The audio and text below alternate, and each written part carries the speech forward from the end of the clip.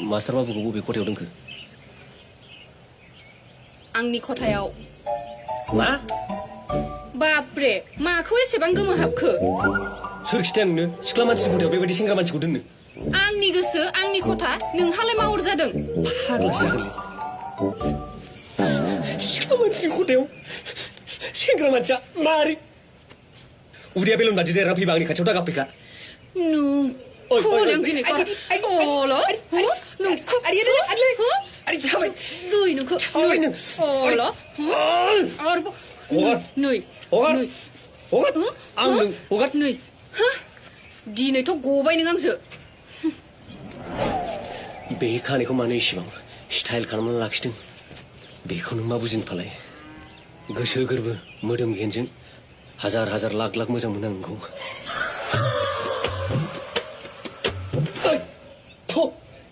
बहानिफ्राय फैखुमाय नोंलाय ओइ फाग्ला बै गोसो गोरबोजों मोजां मोनलायनायखौथ' बुजिबाय आं नाथाय बै मोदोम गेहेनजों मोजां मोनलायनायखौसो बुजियासै आं मा माखौ खोनासंखुमायब्रा नोंलाय नोंसोरबायदि हिनजाव खावसे हौवा खावसेया बेफोरबायदि खोथाखौ बुजिया मा बुंदों नों बुजिया नोंखौ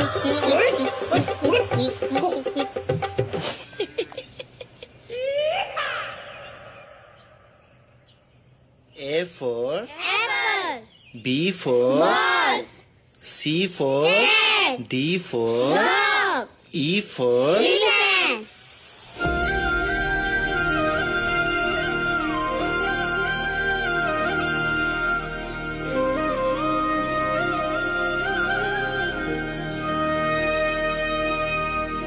सारे बारां बुंनि Good. दे बुंनायसाय नाथाय आं आखरखौ इंराजिनिसो बुंगोन आरो सोदोबखौ बर'निसो बुंगोन बर'नि दे बुंलाय आंबो खोनासंनि A for फामिया L for लामानिफ्राय S for सारखौ L for line M for मारिबाय D for दङ